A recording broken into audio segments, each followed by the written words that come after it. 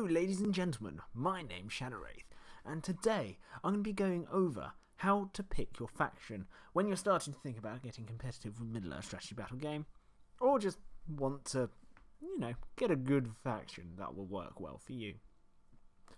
So this is coming from personal experience and from chats I've had with other people of why you pick the factions that you do, or why I pick the factions that I have. And I just thought I'd make this quick video because it seems quite handy, and I wish I had something like this when I first started wargaming. I didn't. So I just kind of went with this kind of layout. So it seems obvious to some, if you're like me and know what faction you kind of wanted straight away. So by that I mean what kind of playstyle, what kind of aesthetic and stuff like that. But it's not this easy, especially if you're planning on playing competitive from the get-go. I have taken the liberty of breaking this down into different things to consider before diving into your first competitive force. And they are as follows. Number 1, finding your playstyle. Number 2, what tactics are available to them. Number 3, can they deal with each scenario. And number 4, love of the models and the lore. I find number 4 as one of the most important, because if you don't love the models you're painting and playing with, and the lore behind them, and the narrative you run either with your opponent or inside your own head, you're not playing the game right, in my opinion, especially Lord of the Rings. So, we'll get into number 1, finding your playstyle. This can be achieved in a few ways. The best way is to play the game and find out, but if you're just getting into the game for the first time, it's not possible to do so from the first purchase, unless you buy an entire army and dive in. But this will come with time anyway. Another way is to think about the aesthetic of your army. I, for example, wanted a force of evil to be an unstoppable horde, so Goblin Town fit the bill. And of course I wanted a good faction as well, so I could kind of play both sides. And I wanted the polar opposite for the good guys. I like the idea of against all odds we hold, so I wanted an elite army that was tough. So Army of the Dead was a good choice competitively. And the final way to kind of work out the playstyle of these armies is just ask the community. There are Facebook page, there's things like my Discord, or even ask me directly. And you just explain, I want my faction to do this. If you want them to be tough, go dwarves perhaps. If you want them to be fast and shooting, perhaps a Rivendell Knight list. Or even just an all-rounder force that has lots of playstyles, so you can customise and mix and match as you see fit. You've got Mordor or Gondor. In my opinion, this is the best option for newer players, as you can expand in any direction. They've got so many different playstyles. Obviously, you've got the Shield Wall for the Gondorians, but you can then bring in like Dol-Amroth Knights and play more of like a heavy cavalry list. You've got Rohan if you want to go for the skirmish cavalry. You've still got this tough shield wall, or you can go full on elite and have Fountain Court Guard with shields, pikemen behind them from Dol-Amroth, all sorts of playstyles. You can go very shooty as well with artillery. But yeah, just know that playtesting faction is the best way to find your playstyle though, because you know straight away if you're going to click with it or not. A suggestion perhaps is to maybe purchase something like Tabletop Simulator, or borrow forces of your friends if they have several armies and try them out. Tabletop Simulator is fantastic for trying out forces. Try before you buy. So fantastic. Get the book and give it a go. Now, what tactics are available to that faction? This is pretty easy to find out via reading the armies of books. So if you've got a Hobbit army, from the Armies of the Hobbit, you read that book, and seeing what heroes and units and abilities you have at hand for that force.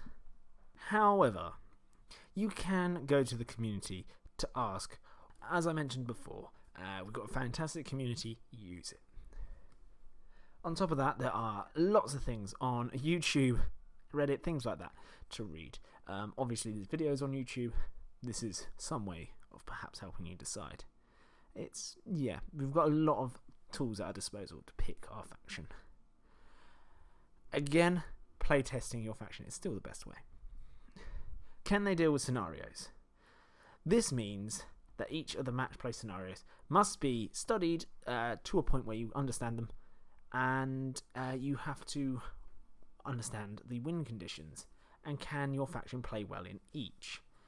As an example, running Lothlorien with Galadriel as your leader would be fine for most scenarios, unless you get something like Contest of Champions, where you score the most amount of victory points from your leader getting kills in combat. She does not fit the role very well. Another example is having mobility to grab objectives, so having the option for cavalry is very useful, but there are other ways to be fast, of course. So when choosing your competitive faction, you must consider how they will fare in each scenario. Okay, I have done a breakdown of each scenario in video format, so if you want to go check that out, go for it. Anyway, that's enough self-promoting. Now, the last point is love of the models and lore. And it does speak for itself. You should love the models you are painting. Otherwise, you lose one of the best parts of the game. The aesthetic, the narrative of your force. It is a point I would put money on that if you played with the force you love, you will play better with that force than a meta force. I love undead in all games. I play the lore. I love the lore.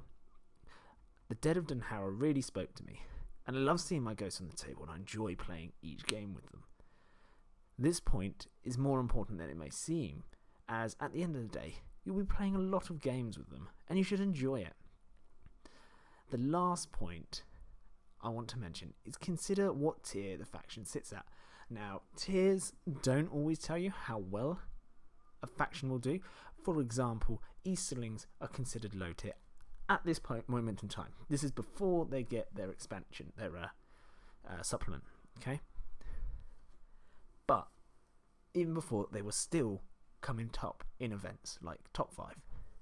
It is all about the pilot rather than the list, you know? It is player skill that wins you games. So, yeah. But of course, if you're new, you're not going to be a pro player by no means. So perhaps considering how strong that faction is a good idea to gauge how well you'll do with them at the start, especially if you're jumping in competitive seas straight away. Yeah, like I said, it doesn't mean you can't win games with them. However, you may struggle if you've got like a ruffians list in a competitive scene. Not saying you can't win with them, but it's just going to be harder. There's one more quick point I wanted to point out, is availability of the models.